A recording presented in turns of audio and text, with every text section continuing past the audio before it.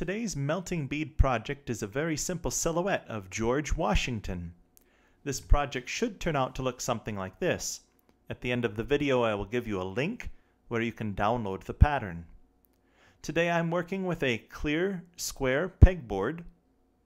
There are two different ways to work with a pattern on such a pegboard. The first is to put your pegboard beside your pattern and then simply place the appropriate beads from the pattern over onto the pegboard. The other is to take your pegboard and set it on top of your pattern. As long as you can see the numbers or the colors through your pegboard, this should work out really well. It helps you to make sure that your beads are going into the right spot. As I get started, you've probably noticed the beads that are lined up on the left side of your screen. I don't usually go to the extra trouble of setting my beads out like this before a project. In the interest of saving a few minutes on the video, I simply sorted these beads out ahead of time. When I created the pattern for this silhouette of George Washington, I decided to use only three colors: tan, white, and gray, in order to keep the project simple. I'll be using 83 tan beads, 44 white beads, and 27 gray beads. What I've decided is that I'm going to put down all of my tan beads first. Tan is number 1 on your pattern. As I go along, hopefully you'll see a face starting to emerge. When it's finished, this particular piece will be almost 3 inches tall by 3 inches wide. It's really a pretty small project. And that's part of the reason that I chose to do a silhouette. On a piece this small, it can be pretty hard to get your fine details like facial features to look exactly the way that you want them to look. But if you do want to try to add in facial features, go ahead. Just switch in some of the beads where you think that the eyes and the mouth and the nose should go. Hey, if you can find something that works for you, that's great. But since I'm trying to keep this project simple, I'm going to stick with a blank face. Now, when it's all said and done, I may try to find some googly eyes or something that I can glue onto the project to give it a little bit of depth. After I get everything ironed out, I'll put those eyes in place and see how they look. You can do whatever you want to do with this project. Go ahead and experiment and have some fun. Now, as I come to the end of my tan beads here, before I start in with the grays, I'm going to take a moment to show you this little tool that I'm working with. All that it is a paper clip that I've unfolded. I've left a little hook on one end to help keep my beads from falling off. As you can see, you can use paper clips of different sizes. I actually like the bigger one. I also like the ones that have rubberized coating as opposed to those that are just simply metal. The rubberized coating makes it a little easier to hold on to the paper clip. It's all a matter of personal preference, though. You can do whatever seems to work best for you. See, I got started on these paper clips after I opened my first container of perler beads. I found myself looking down at some 22,000 tiny beads with 30-some colors all mixed together.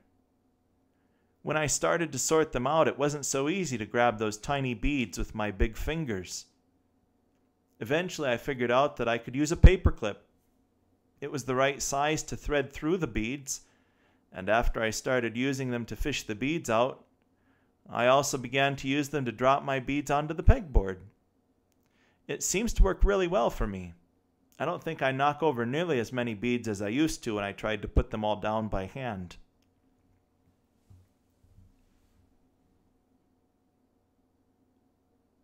Now that I'm coming to the end of the grays, it's time to move on to the white beads.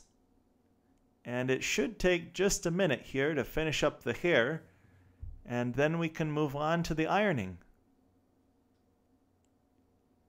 It's always worth mentioning that irons are hot. They can burn you or even start fires. Children shouldn't use irons without adult supervision. I've had my iron warming up this whole time. I've got it set to the cotton setting, but this might be just a little too warm.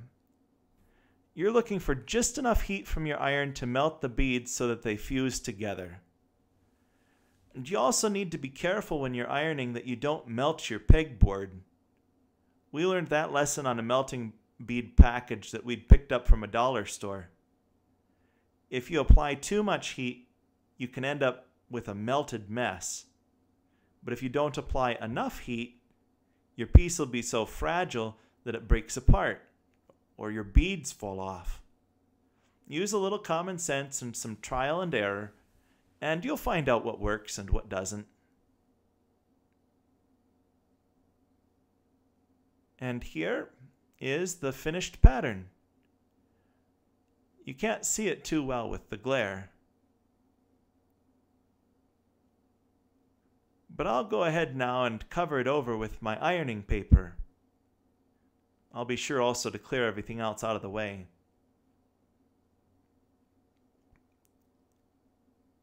As you iron, you'll notice the beads melting underneath of the paper.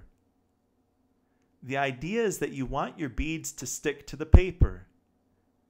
Then when you lift the paper, the beads will all come off the pegboard, but they'll stay in place so that you can turn around and iron the other side.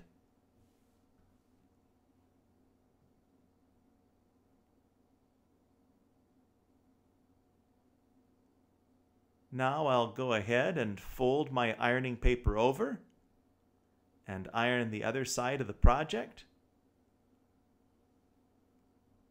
I do want to watch out and be careful that I don't burn my fingers.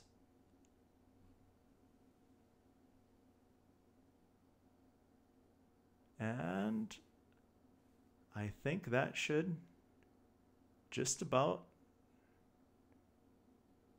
do it. One last thing as I peel the project off the paper, we sometimes run into a problem where our melted beads will start to curl as they cool. A solution that we've found to this problem is to have a heavy book ready on the side, something heavy so that you can set it on top of your project and keep it flat while it cools. And there you have it. You can find the link for the pattern that has been featured in this video on my website, www.meltingbead.com/pdf/01gw.pdf. And if you like my videos, I can let you know when I make a new one. Simply click subscribe on this page. Thanks for watching.